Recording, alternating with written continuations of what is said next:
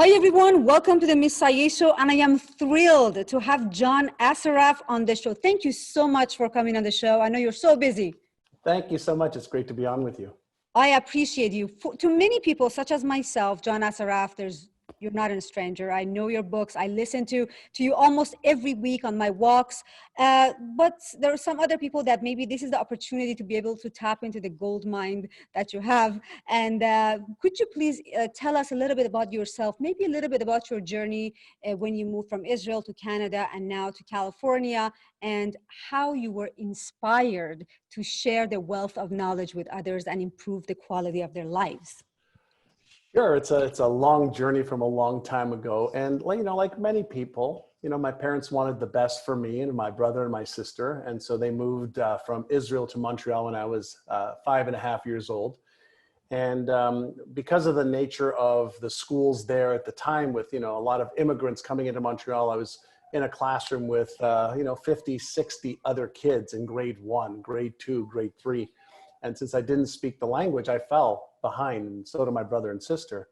And I developed, I don't know, now I would call it a challenge with believing that I was smart enough, because all the other kids were getting good grades and I just kept getting bad grades, and I kept getting into trouble. And the worse I did, the more trouble I got into.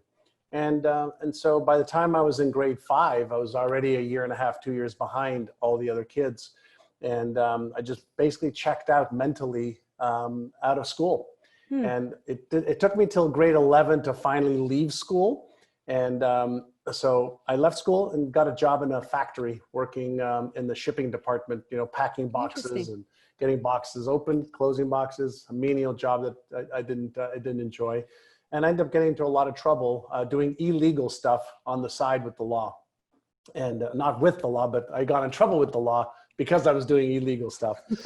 And so it was at 19 that my life took a turn for the better. And my brother, who was a tennis pro, had a client that he was teaching tennis in Toronto, Canada. And at the time I was living in Montreal. And he invited me to come for a weekend in Montreal to meet this man. His name was Alan Brown, who was a successful real estate guy, entrepreneur, philanthropist, a wonderful husband and father to his kids. And my brother thought that maybe this guy can give me some tips, maybe he could help me. And when we sat down to have lunch, I took the train 350 miles from Montreal to Toronto just to have lunch with this man.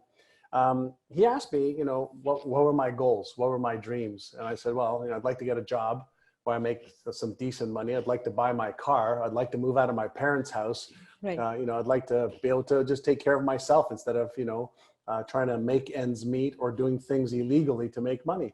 Right. And he said, well, you can make money legally. A lot of it, as a matter of fact. You can have an amazing life.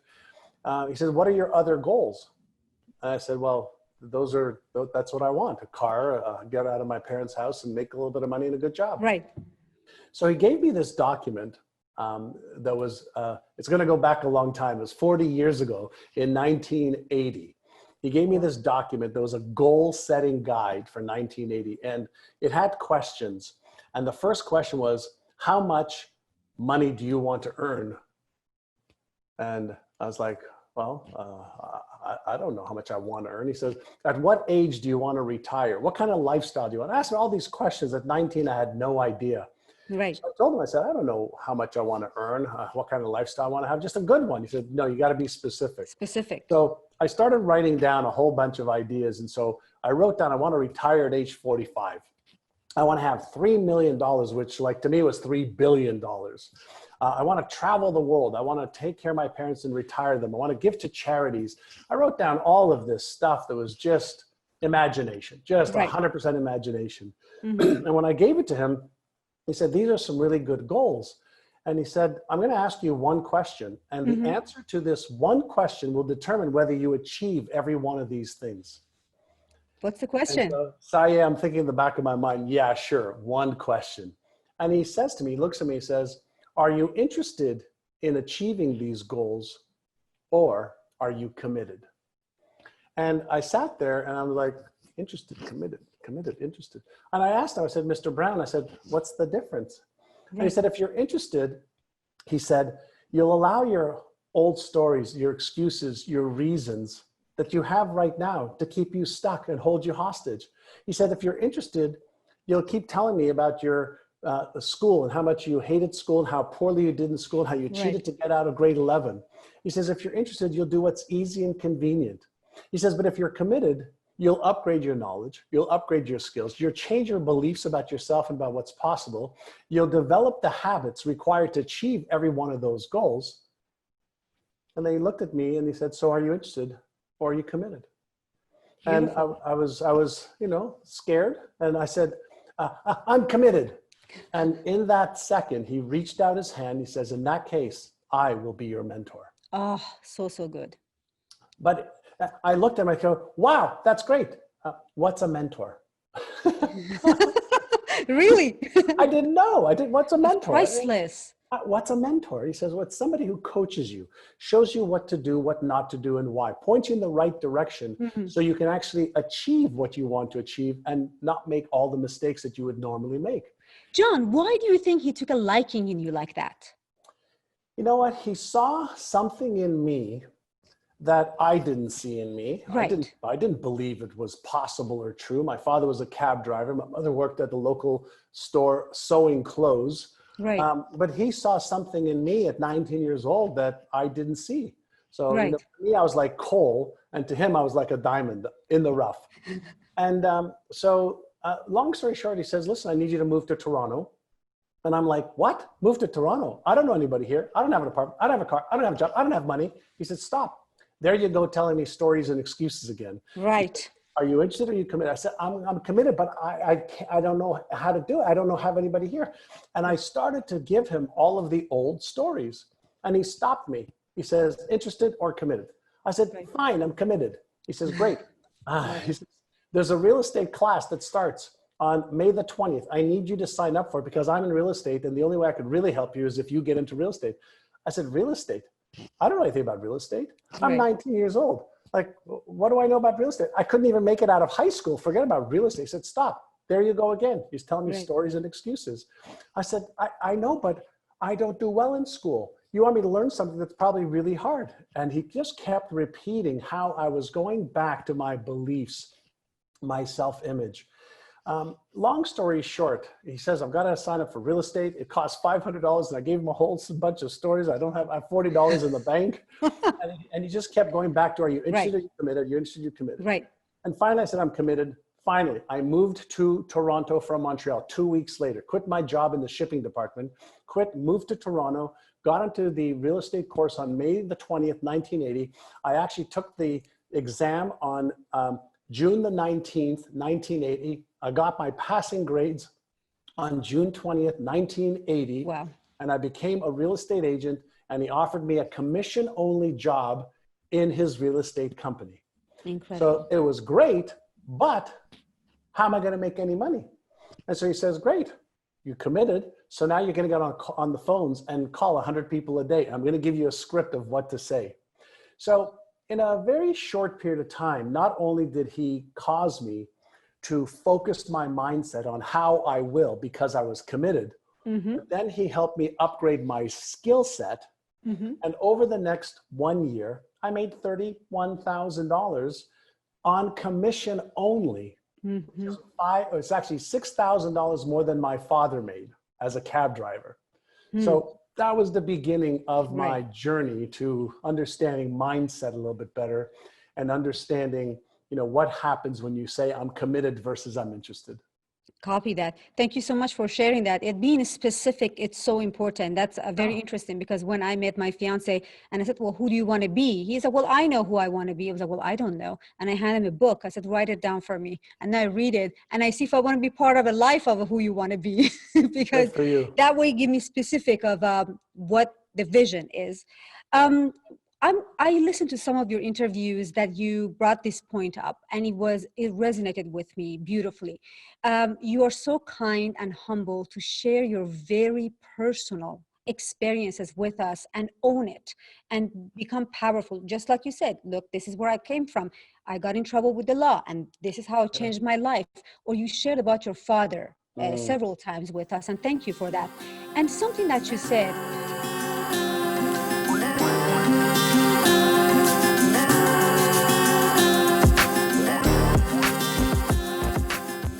said people who you love and they inflict pain on you, then your brain gets confused because you love them, but then you hate them, but you love them and you hate them.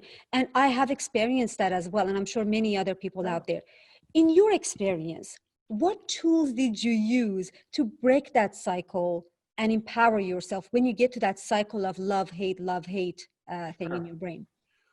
Well, there's a couple of things that are in play, right? When we're talking about, you know, the brain, which is my passion and my area of study in my company. First and foremost, there's a couple of philosophies that are worth understanding. And the first one is, you know, are people doing things intentionally to hurt you? Right. Or can they be doing things that they perceive will help you, but are painful and hurtful to you? So in the case of my father, you know, when he never said, you know, I love you to me or my brother or sister, and he beat me like to a pulp, you know, when I got into trouble, because I did get in trouble and I was living in my parents' home. When I asked him, like, why did you hit me? Why did you beat me so much? He says, well, because I wanted you to be a good boy. I go, but why didn't you talk to me? He says, talking to you wouldn't have helped you. And what I later discovered is back in his day, Right. His father would use physical force to get compliance, to get the children to align. Mm-hmm. And they didn't have much of an education around. My father went to grade 5. My mother went to grade 3. They were out busy working, you know, at 12, 13, 14, 15 years old, just to be able to feed their families. So survival was key for them. And communication and love and compassion and empathy, that wasn't part of his growing up. And so he didn't learn any of that. So physical force was what was being used. And so, you know, once I got clear that he wasn't trying to do something to me, then I was able to change the meaning of what he did so I wouldn't be disempowered by his behavior. So that goes to the point of the meaning that we give anything determines how we feel, right? So is it possible for us to give things a meaning that empower us versus disempower us? And in all of the research in neuroscience and neuropsychology around, for example, any people who are in, for example, Viktor Frankl, when he was in the concentration camps and he was in the toilets underneath where people were, you know, defecating for weeks and months on end. He said, there must be a bigger reason for this. That's why he was able to endure it. Where there's other people that just said, I don't want to live, you know, this way. And then in many cases, they took their own lives. And so can we develop meanings to things that will empower us? And the answer is, yeah, we can, because our brain is a meaning-making machine. And then it predicts the near future and the far future in advance based on the patterns and the meanings that we give things. And so I just learned how to give things a better meaning, but I also sought more clarity from, in my case, my father and why he did what he did. And you know, he's actually going to be 90 years old in about 8 days. Incredible. And where is he? Is he in Israel? Montreal. Oh, he's Montreal. Okay.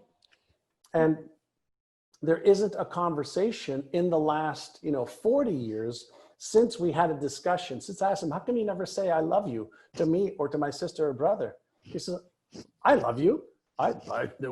We just never said that, you know. And then he started saying I love you to me, then my brother and my sister. And it just wasn't in his consciousness until I made him aware of it. And until I shared with him, and this was for a couple of years, you know, every conversation, I love you, I love you, I love you, I love you, I love you. Nothing for a year. And then one day he says, I love you too, boy. Oh, boy, he used to call me boy. Like the Jungle Boy, right? And I was in my early 20s, you know, then. So, you know, we're talking about almost, you know, 40 years ago or 37 years ago. And so I had to teach him a behavior that he never learned. He never told my mother he loved her. You know, they got divorced 25 years ago, but he didn't have it in his consciousness.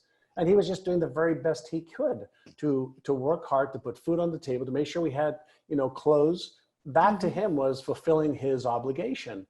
So he Exactly. didn't have the capacity until he was taught how to have that capacity. And just because he was my father, he was, at the time, we'll say 40 years ago, he was 50 years old. He was the same from 15 to 50, just many more years of experience of reinforcing what he was at 15. You know what? I think also, John, it's a cultural thing. I mean, I'm from that side of the world too. And Yeah, it's like, I love you. What do you mean I love you? I bring you food, I buy you clothes. that's That right. means I love you. I don't need to That's, say it. So I'm that's familiar exactly with right. that. Yeah. Also, the physical thing, like you talk back. I mean, my mom's flip Boom. flop would be flying at me. Yeah. I So had, I'm, my I'm cheeks are still swollen from the slaps. I feel your pain because Yeah. I grew up that side of the world too, and Yeah. that's just what they knew. That's So right. thank you for sharing. So what I've learned from you is that to change the meaning associated with that experience, and I Yeah. know one of the tools that I like to use, and you also always talk about it, is self-talk or affirmations, Yeah. and how we could rewire our brain or change the meaning of that experience. What are some of your favorite word swaps that you rather use in your affirmations? Because affirmation need to be fully positive. We cannot really use negative word within the affirmation that we're trying to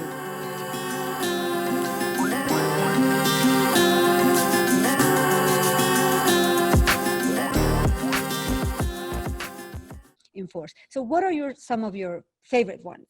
So one of my favorite structures Uh-huh. for either eliminating a limiting belief or creating a new one is, if we're going to eliminate a limiting belief, Mm-hmm. if we think about how our brain works, I always have my Oh, so plastic brain cute. on Thank on you. my desk here. Um, our brain is very literal, right? So if we have a limiting belief, like I'm not good enough, I'm not smart enough, I'm too young or too old, I'm too this or too that, or not enough of this and not enough of that. If we just used an affirmation that says, in the past, I used to think and believe this, and now I believe this, now we're giving our brain a way to repattern an existing limiting belief. So in Huh. the past, I used to think I was not smart enough, and now I'm learning that I'm more than smart enough to achieve blank. In the past, I used to think that because I was a woman, I couldn't break the financial glass ceiling, and now I know that it's absolutely possible, and I'm doing it. So to get rid of a limiting belief, just put it in the past, create something for now and the future, and you repattern that same neural network. Part one.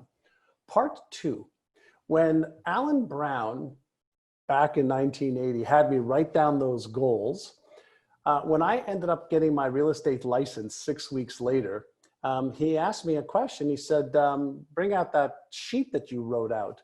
And I brought it out, and he says, what do you think you need to believe to make every one of these goals achievable? And I said, well, I guess I have to believe that I'm smart enough. So he had me write down, I'm so grateful for the fact that I am more than smart enough to achieve every one of those goals. He says, what else would you have to believe?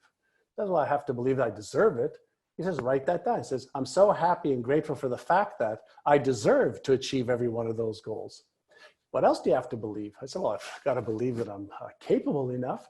He says, great, write that down. I'm so happy and grateful for the fact that I'm capable of achieving every one of these goals.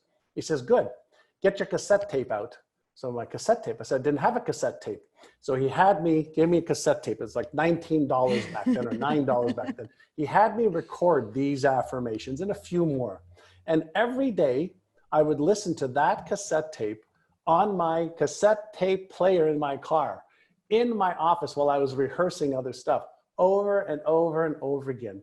And he said to me, he says, if you take, any sentence, any affirmation, any declaration, any promise, and you read it over and over and over again, and you emotionalize it and feel it, and then go and do something that solidifies Yes. that truth. He says, you will So start to develop a pattern in your subconscious mind, which we didn't know a lot about 40 years ago. But today we know that anything that we repeat, mm, practice, that we emotionalize, that we act in accordance with, becomes part of our pattern.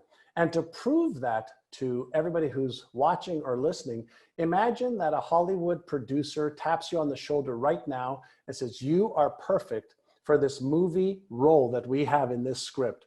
If you learn the script, I will give you $10 million to act that role, how many times a day would you practice? How many times a day would you film yourself? How much research Right. would you do? How Right. much, how much effort would you put into becoming a role that's not even real to you right now if $10 million Right. was your gift? And almost everybody I've asked that question to says, well, we'd hire a coach. We'd learn how to walk, how to talk, how to pretend until we played that role where we Right. didn't need the script.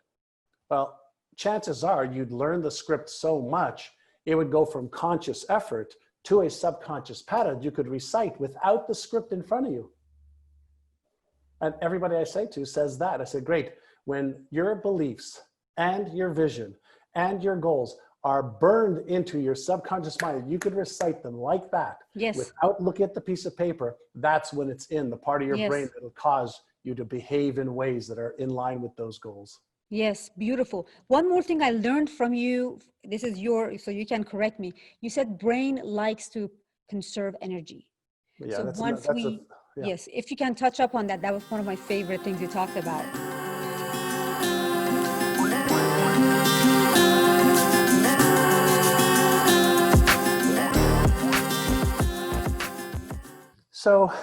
So when we're talking about the brain again, there's four things that are the way that the brain makes decisions and the hierarchy of the brain. Number one is for survival, right? So the brain's grown in 3 different stages of evolution over 5 million years. But number one, survival. Number two is to avoid any real or imagined pain or discomfort. Then number 3 is to do all of that by conserving energy, just in case it needs energy for number 1 to run away from a saber-toothed tiger. And then number 4 is to gain pleasure and more comfort and joy. And so if we are looking to change, it requires energy, and our brain doesn't want to use energy. So we have to become aware that it takes between 66 days and 365 days to develop a new pattern. For the first 66 days, you have to override your brain's natural desire to revert back to your old patterns. Incredible. So if you're wanting any change, whether change in beliefs, a change in habits, a change in behavior, so that it becomes the new normal for you, don't expect it to happen in a weekend. Don't expect it to happen in the old 21 days. It doesn't. We know because we can now see neural networks forming in the brain. So if you take a new sentence and you say it one time or feel it one time and act in ways that are in accordance with that new sentence, this new affirmation one time, you're competing with 50,000 other thoughts you have a day. Right? Well so you really have to understand the science of spaced repetition. And that's neuroplasticity for you. Beautiful. One last question. I know you got to go. I know about NeuroGyms. That's your website. Do you have currently any workshop or anything that is coming up that we can attend or people who are watching can benefit from? Sure. My company is called NeuroGym. It's myneurogym.com. And on Saturdays, there is a brain-a-thon where myself and several other brain experts get together to help people change their brain so they can change their income and their life. So if they go to either myneurogym.com or brainathon123.com, they can find out more information. You can just sign up and every Saturday. It's free and it's yeah. That's lovely. Well, I really appreciate your time. I hope you come back on the show and wish you best of luck. Thank you, John. Thank you so much. Appreciate you very much. Bye-bye. Bye-bye.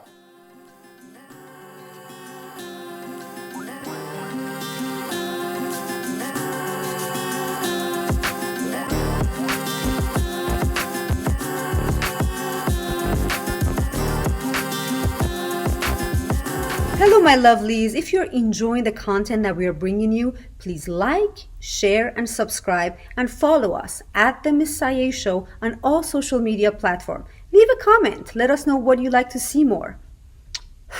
See you online.